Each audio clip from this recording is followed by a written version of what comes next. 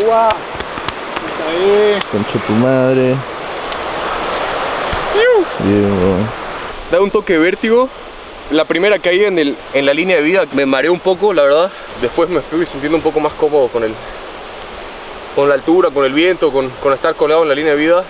La verdad, una experiencia muy loca. Como que esta es el psicólogo de todo el mundo, weón. Sí, boludo. Aquí en la cinta, o sea, son muchas cosas, muchos sentimientos que se te vienen.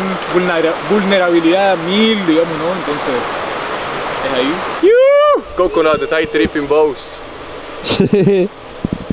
Gracias al camarógrafo igual que está atrás de la cámara.